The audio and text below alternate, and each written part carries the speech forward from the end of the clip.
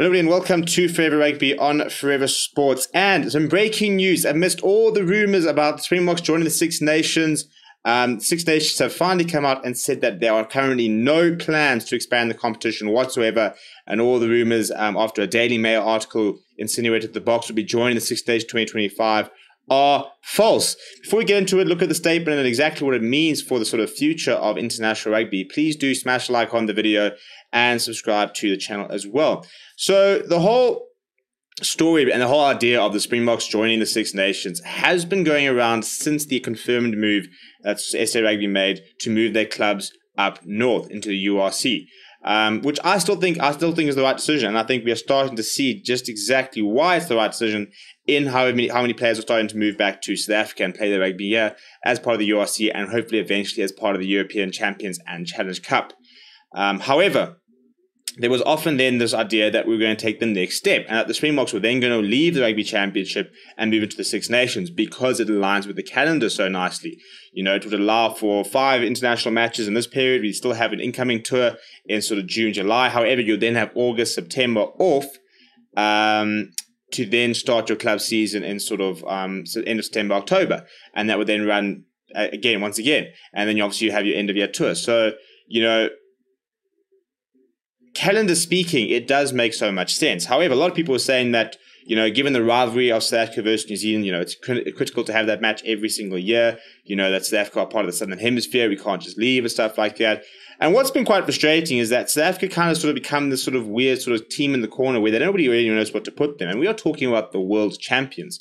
So I suppose it's quite frustrating from a Springbok point of view that, you know, is it a case of nobody wants them? Is it a case of everybody wants them? You know, do the Rugby Championship not want them? But then do the Six Nations not want them? Where are they wanted and what do they want to do? However, it has now been, it was earlier this week confirmed that they have signed a deal that commits them to the Rugby Championship until 2025. So we still have at least another 3 years of Rugby Championship.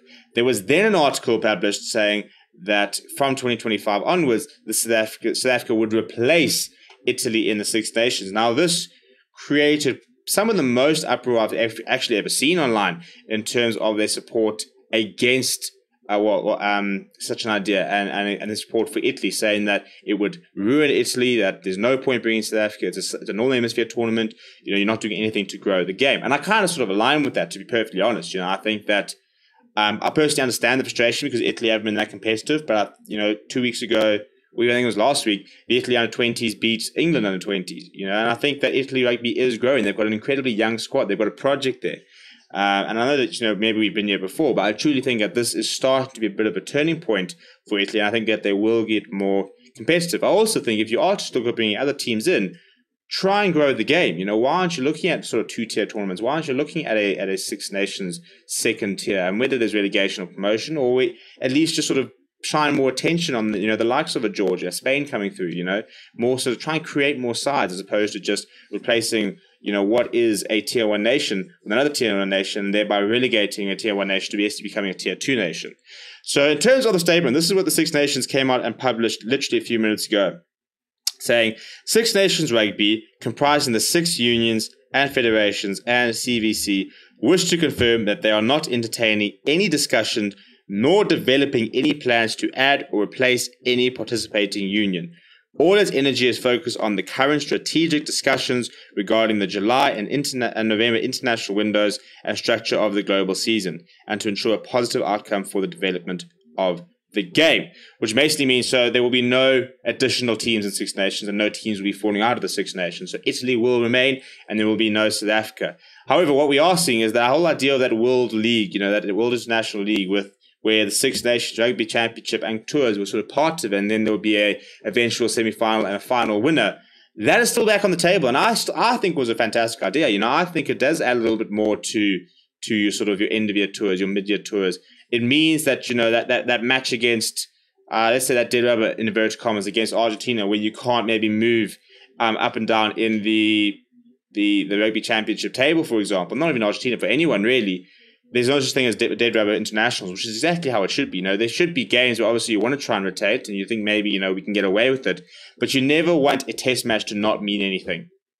And, if you have an incoming tour, let's say you have an incoming tour against anybody, in fact, Italy, England, anyone, and you win the first two, you're now thinking, right, well, all we're playing for is to either whitewash them, and so, maybe we shall just try a few players. But now if you sort of bring in a World League where all these matches and stuff like that count towards points, you can't really afford to do that. You can, but it's a calculated risk. You still need to win every single test match, and you want to be in a situation where every single test match means so much and means something in the grand scheme of things.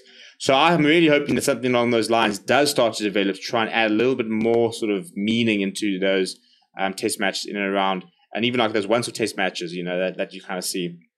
But yes, the bottom line is that no South Africa in the Six Nations anytime soon. Italy are safe. Let me know what you think. Is that the right decision? Is that the wrong decision? I want to know what your opinions are down in the comments below. Please do, as I said, smash like on the video and subscribe to the channel as well. Thank you very much for watching. My name is Steven, and I'll chat to you soon.